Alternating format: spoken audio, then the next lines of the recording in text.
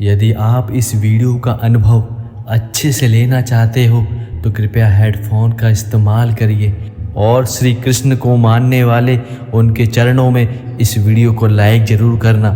श्री कृष्ण कहते हैं, जिस तरह हवा एक दिशा में नहीं बहती, वो समय समय पर बदलती रहती है, उसी प्रकार मनुष्य की किस्मत भी एक जैसी नहीं रहती, वह भी बदलती रहती है। कभी सुख आते हैं तो कभी दुख आते हैं। समय खराब चल रहा हो तो परेशान मत होना, सही समय का इंतज़ार करना, वह ज़रूर आएगा। इस जीवन में जो किया वह सामने ज़रूर आएगा, क्योंकि कर्म किसी का सगा नहीं होता। जैसा कर्म होता है वैसे ही उसके फल होते हैं। मनुष्य का जीवन केवल उसके कर्म पर चलता है। जैसे उसके कर्म होंगे वैसा ही उसका जीवन होगा। पाप एक ऐसा प्रोडक्ट है जो खरीदने में सस्ता लगता है, पर उसका दाम चुकाते चुकाते जन्मों लग जाते हैं। श्री कृष्ण कहते हैं, मौन रहना अच्छी बात है, पर यह पता होना चाहिए कि कब मौन रहना है और कब नहीं। ऐसा मौन सही नहीं जो आपके व्यक्तित्व पर ही प्रश्न चिन्ह लगा दे। सबसे समझदार और स्थिर बुद्धि वाला व्यक्ति वही है जो सफलता मिलने पर अहंकार में ना डूबे और असफलता मिलने पर गम में ना डूबे। श्री कृष्ण कहते हैं, जब रास्ते में रुकावट आए तो नदी को याद कर लेना। नदी की तरह अपने रास्ते से सारी रुकावटें हटाते हुए अपनी मंजिल की तरफ बढ़ते जाना। अपने अंदर की छोटी छोटी कमियों को सुधार लीजिए, क्योंकि एक छोटा सुराग ही एक बड़े जहाज को डुबाने का कारण बन जाता है। गलतियां ढूंढना गलत नहीं होता, बस शुरुआत खुद से करनी चाहिए। सही कर्म वह नहीं जिसके परिणाम सदैव सही हो, सही कर्म तो वह है जिसका उद्देश्य कभी गलत ना हो। यह कहानी आपके दिल को छू जाएगी।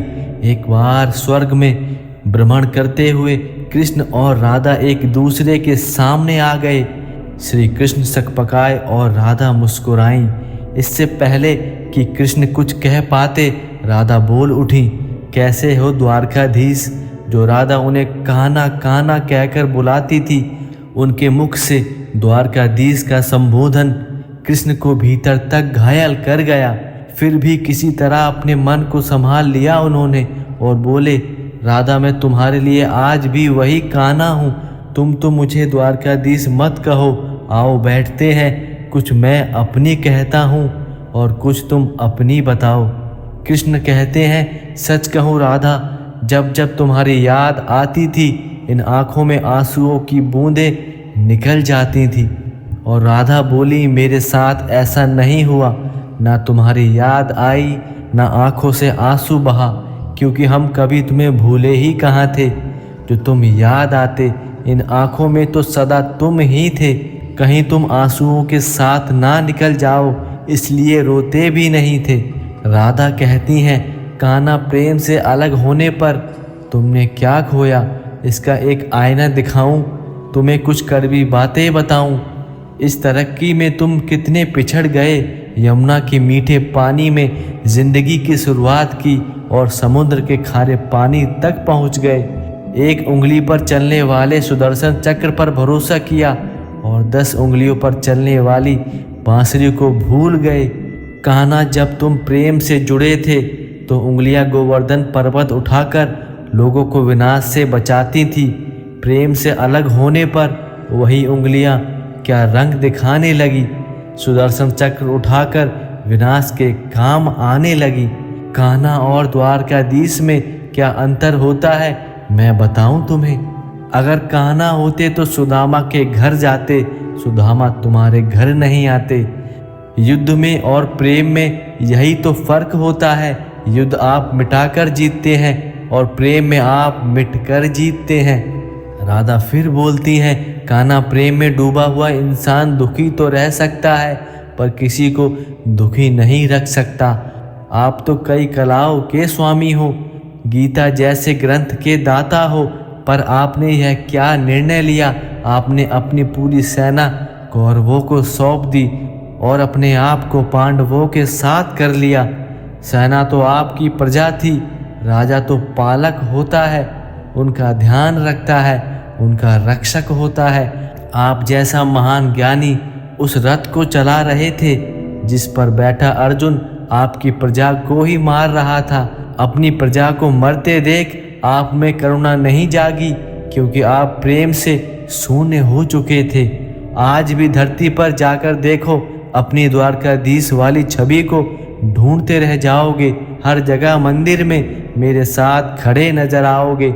मैं जानती हूँ गुरु गीता की ज्ञान की बात करते हैं, उसके महत्व की बात करते हैं, पर धरती के लोग युद्ध वाले द्वारकाधीश पर नहीं, प्रेम वाले कान्हा पर भरोसा करते हैं। गीता में मेरा नाम दूर दूर तक नहीं है, पर आज भी लोग उसके समापन पर राधे राधे बोलते हैं। श्री कृष्ण के पास कभी किसी प्रश्न का उत्तर ना हो, ऐसा हो नहीं सकता, परंतु राधा द्वारा लगाए गए प्रश्न चिन्हों पर कान्हा मौन रहे और उनके पास कोई उत्तर नहीं था। और पहली बार ऐसा हुआ कि कान्हा पर उन बातों का कोई जवाब नहीं था और वह राधा के सामने समर्पण कर बैठे।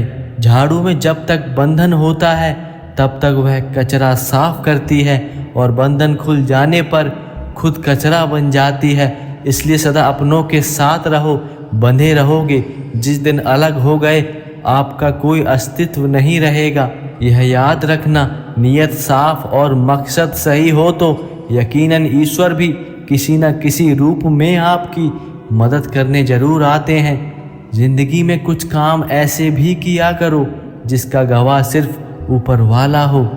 कर्म वह फसल है जिसे हर इंसान को काटना ही पड़ता है। इसलिए हमेशा अच्छा बीज बो ताकि फसल भी अच्छी ही हो। जहाँ पेड़ और पानी साथ हो वहाँ हरियाली अपने आप आ जाती है। जीवन भी यही है, जहाँ मन की सफलता और परिवार के संस्कार हैं वहाँ जिंदगी में हरियाली अपने आप आ जाती है। कभी जबरदस्ती मत मांगना जिंदगी में किसी का साथ। कोई खुद चलकर आए तो उसका मजा ही कुछ और होता है। जिस दिन आप अपनी हंसी के मालिक खुद बन जाओगे उस दिन आपको कोई रुला नहीं सकता। किसी की कोई औकात नहीं जो आपको रुला सके। जब भी आप कोई बुरा कार्य करते हो या अच्छा कार्य करते हो, आपको लगता है कि कोई नहीं देख रहा, भगवान कहते हैं तुम जो भी कर रहे हो मेरी दृष्टि सदैव तुम पर है। इसलिए आप यह मत समझो कि आप अकेले हो, भगवान सब देख रहे हैं। भरोसा अगर भगवान पर है तो जो लिखा है तकदीर में वही पाओगे। अगर भरोसा खुद पर हो तो भगवान भी वही लिखेगा जो आप चाहोगे। आजकल तो जहर में भी इतना जहर नहीं होता जितना जहर लोग अपने मन में दूसरों के लिए लेकर घूम रहे हैं। श्री कृष्ण कहते हैं यह कलयुग है, यहाँ लोग खुद की परेशानी से कम बल्कि दूसरों की खुशियों से ज़्यादा दुखी हैं। जिंदगी एक बार मिलती है यह गलत बात है, सिर्फ मौत एक बार मिलती है, जिंदगी तो रोज मिलती है। थोड़ा गुरूर भी जरूरी है जीने के लिए, ज़्यादा झुककर मिलोगे तो दुनिया पीठ का पायदान बना देगी। श्री कृष्ण कहते हैं हौसला मत हार, गिरकर ए इंसान, अगर यहाँ दर्द मिला है तो दवा भी जरूर मिलेगी। कौन कहता है कि तुम भगवान बन जाओ, सब कुछ बदल जाएगा, बस तुम इंसान बन जाओ। अहंकार में डूबे इंसान को ना ही खुद की गलतियां दिखाई देती हैं और ना ही दूसरों की अच्छाइयां दिखाई देती हैं। वह तो हर समय अपने अहंकार में डूबा रहता है। यह बात हमेशा याद रखना, अपने अपमान का बदला लड़ाई लड़कर नहीं बल्कि सामने वाले व्यक्ति से ज़्यादा सफल होकर लिया जाता है। अगर तुम सच में कुछ करना चाहते हो तो रास्ता निकाल लोगे, वरना तो फिर कोई ना कोई बहाना ही निकाल लोगे। यह बात हमेशा याद रखना, कोई भी अपना नहीं होता। यहाँ सब टाइम पास करने के लिए हमें अपना बनाते हैं। दोस्तों, अगर आपको यह अनमोल विचार पसंद आए हैं तो इस वीडियो को लाइक करना और श्री कृष्ण में विश्वास रखने वाले लोग कमेंट में जय श्री कृष्णा लिखना और चैनल को सब्सक्राइब करना। तो मिलते हैं अगली वीडियो में। जब तक के लिए अपना ध्यान रखना। राधे राधे।